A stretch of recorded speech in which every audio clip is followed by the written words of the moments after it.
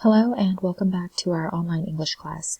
Today is our final lesson for the semester, so congratulations on making it this far.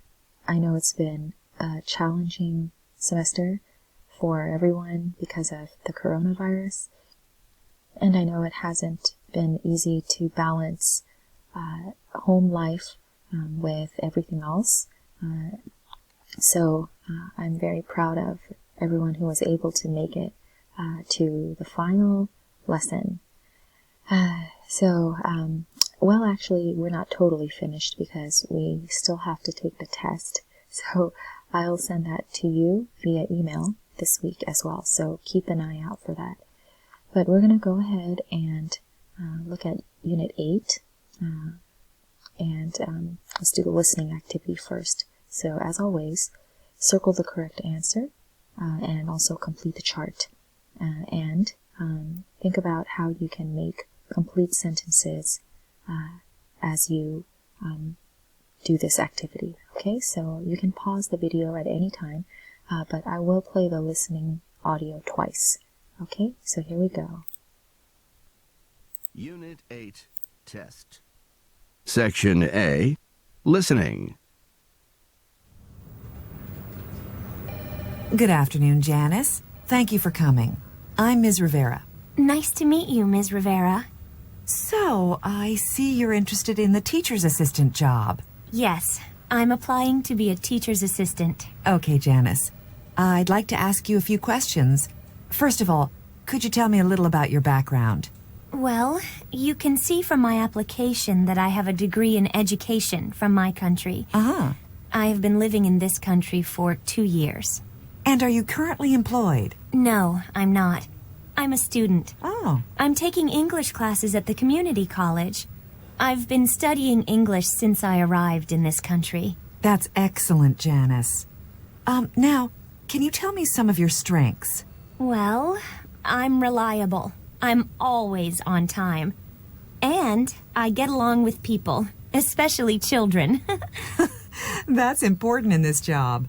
And I think you have another strength, too. Really? Yeah. You speak 2 languages, Spanish and English. That's a very important strength in our schools. Oh, thank you. I appreciate that. Well, it's been nice to meet you, Janice. I'll get back to you in a few days. Thank you, Ms. Rivera. It was very nice to meet you, too. Okay, so let's listen to that one more time.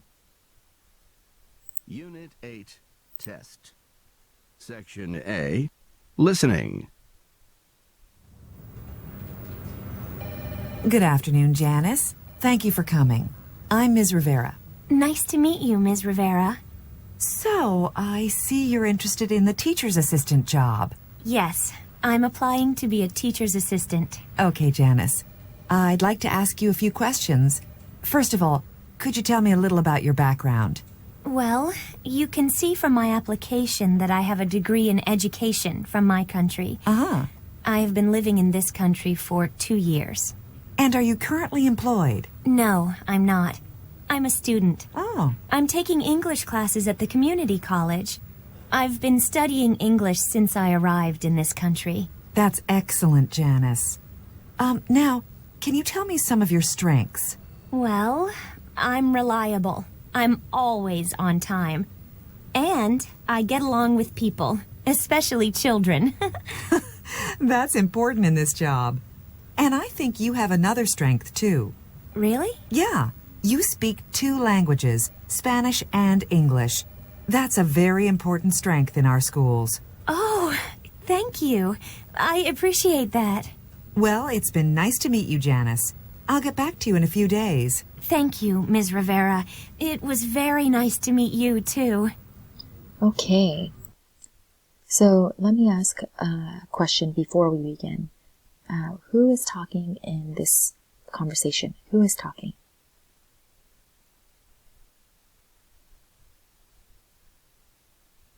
Okay, so you can say Ms. Rivera and Janice are talking. Ms. Rivera and Janice are talking. So now we can look at number 1. What is their relationship? Okay, the answer is letter A, and you can say they are an interviewer and an applicant. So they are an interviewer and applicant. Okay, or you can say their relationship is interviewer and applicant. Okay, number 2, what does Janice talk about? So we can say Janice talks about, as you can see, does plus talk is talks. Okay, so Janice talks about her education. Janice talks about her education. Okay, number 3, where are they? So make a sentence. Okay, and the answer is C. We can say they are in an office. They are in an office. And then number 4, what is the outcome? And outcome is the same as result. Okay, so what is the outcome? And the answer is Ms. Rivera will contact her. Okay, of course, the interview went pretty well, it seems, but we don't know whether she will get the job or not. But we know for sure that Ms. Rivera will contact her. Okay, so let's look at the chart now. And in the chart, you can see the topics, and you should have filled out the information, but I want you to practice making questions for each topic. Okay, so pay attention to what kind of question word you need to use, whether you need to use what or how. I think those are probably the 2 question words you're going to use. So what or how, like how many. So go ahead and pause the video and make questions, and then answer the questions with the information you wrote down, but also try to practice writing complete sentences. Okay, so you can pause the video and continue when you're finished.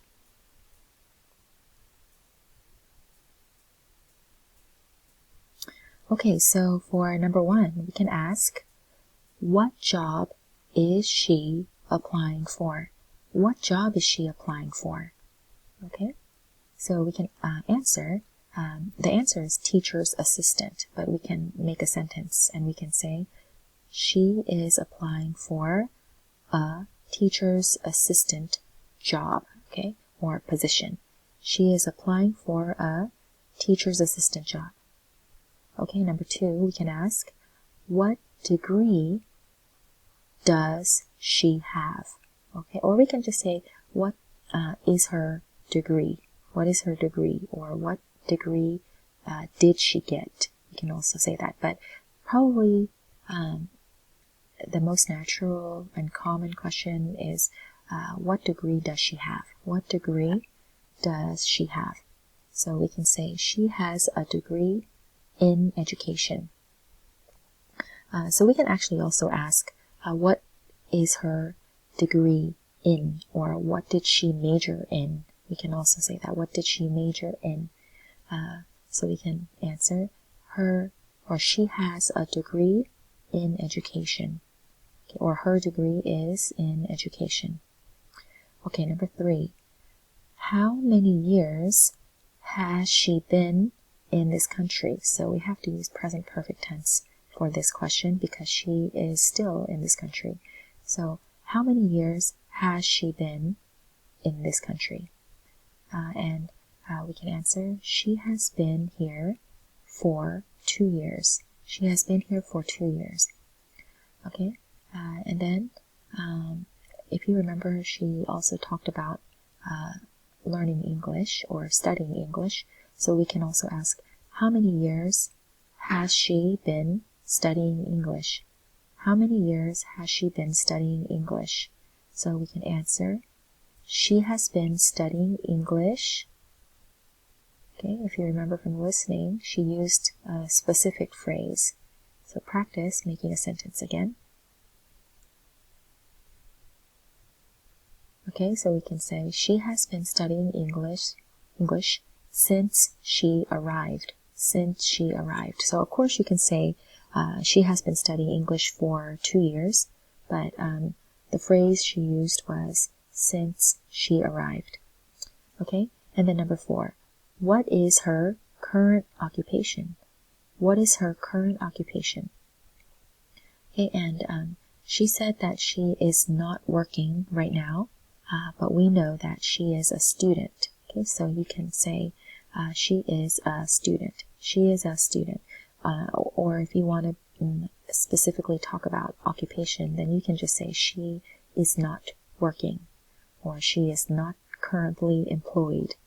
Okay, and then number 5. What 3 strengths does Janice mention? Okay, and as you can see, it says mentions because it's third person singular. That's why when we make a question, we need to use the helping verb does. So what 3 strengths does Janice mention? Or maybe you said, what 3 strengths does Janice have?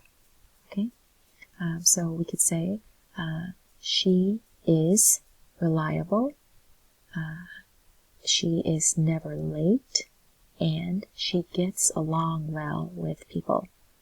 So she is reliable, never late, and gets along well with people, especially children, if you want to include that too. And then finally, number 6. What is one strength that, and that you don't have to say that, but you can say, what is one strength Ms. Rivera mentions?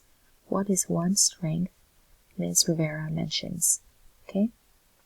Or, what strength does Ms. Rivera mention? What strength, or you can say, what one strength does Ms. Rivera mention? But it's not necessary to use one if you ask that question, because, of course, it's only one answer anyway, so you can say, what strength does Ms. Rivera mention? So we can say, she mentions that Janice can speak 2 languages. Okay? Or you can just say, Janice can speak 2 languages. Okay? So let's take a look at exercise B, grammar. It says complete the sentences. Use the present perfect continuous tense. Okay? So we already practiced some questions in the listening activity. So I'm sure you know how to do this. So you can but we used the present perfect tense, and this one is present perfect continuous tense. So the only difference is that we need to include the continuous tense, which is very easy to make. We just add ing to the verb. So I'm going to give you some time to complete this activity. You can pause the video and continue when you're finished.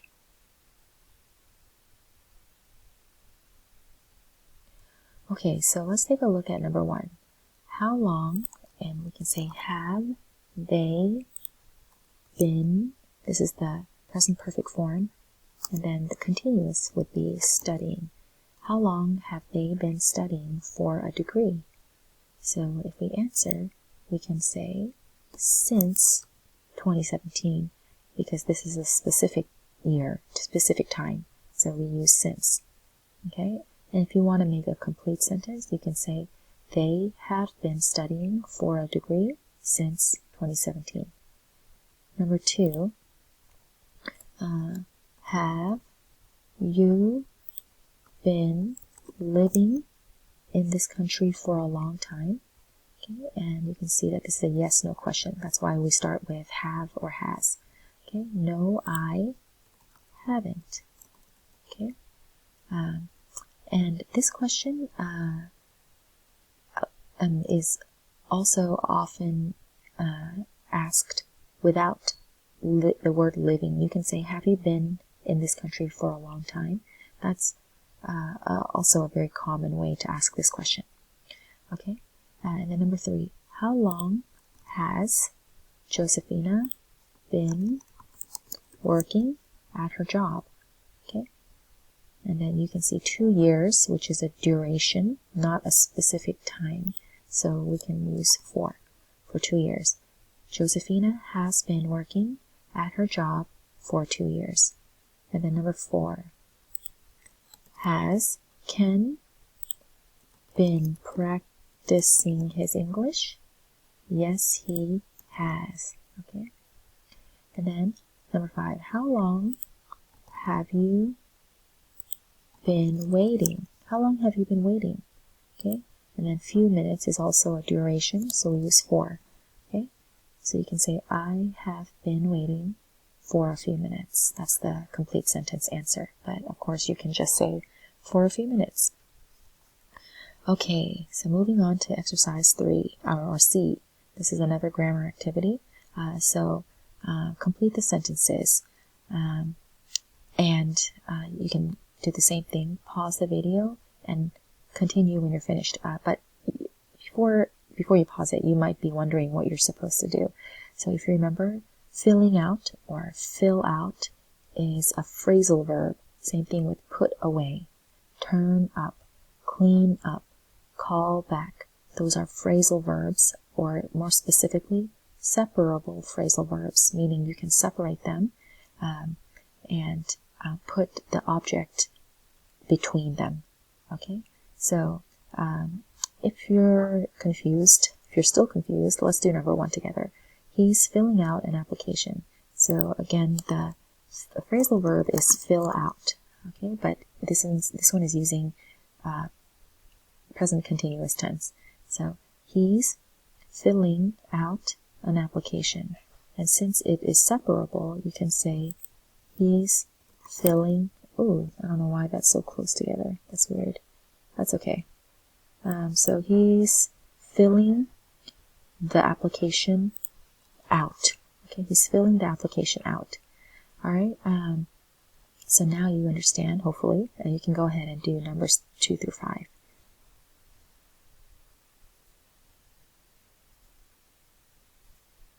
Okay, so let's look at number 2. She's putting them away.